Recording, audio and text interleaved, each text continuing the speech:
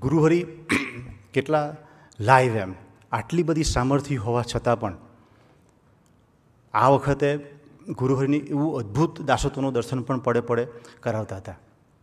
નરેશ મામા જોડે ગાડીમાં જતા હતા અને સાથે સાથે મામાની ને ગૃહિણી કંઈ કંઈ વાર્તાલાપ ચાલ્યા કરતી હોય છે, કંઈ કંઈ સેવા બાબતમાં હોય એમ.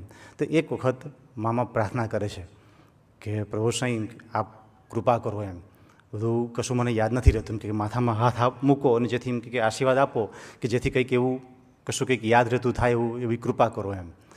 તો આપણે કલ્પના ન કરી શકીએ એવું ગુરુએ શું કર્યું તો કે એ હાથ લઈને પોતાનાથી મૂક્યો.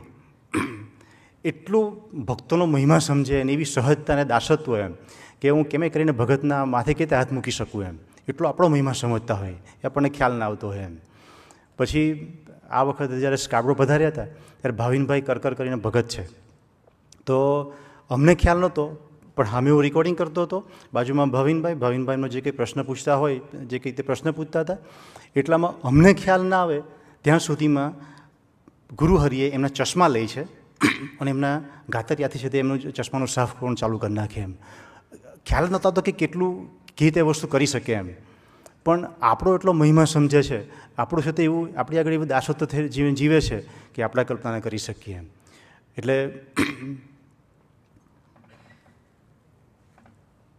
પછી જે દિવસે આપણો ગુરુ પૂર્ણિમા હતો ત્યારે અહીંથી સાંજે બેરીના દીકરાઓ પાછા જતા હતા, તેમાં ક્રિશભાઈના ગાડીમાં 2-3 દીકરાઓ હતા. વાત શું કરીએ છીએ કે ગુરુહરિ ફક્ત ખાલી એવી રીતે દાસત્વ રાખવા માટે કે મહિમા રાખવા માટે કંઈ આપણો મહિમા નહીં સમજતા, એકચ્યુઅલમાં સમજે છે એમ.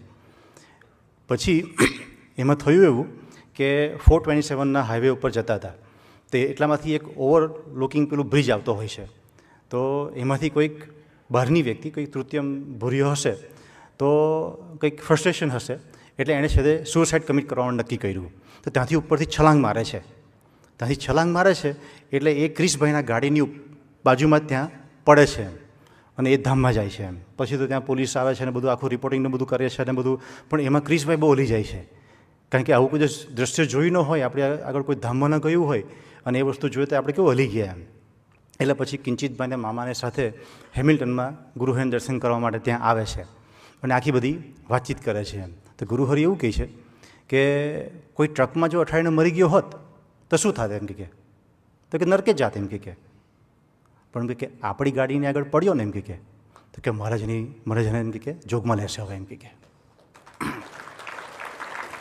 તો એના સંબંધને કરીને આપણે કેટલા મોટા, જો એક ભગતના ગાડીને અડીને જો એ છે તે જો ગુરુહરિ એને અક્ષરધામની યાત્રા કરાવશે તો આપણે કલ્યાણની ચિંતા થોડી કરવાની હોય એમ.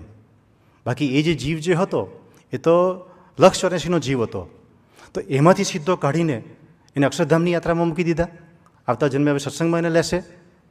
તો આપણે કેટલા ભાગ્યશાળી, જે એણે યાત્રા કરવાની છે તે યાત્રામાં તો આપણે ઓલરેડી છીએ જ.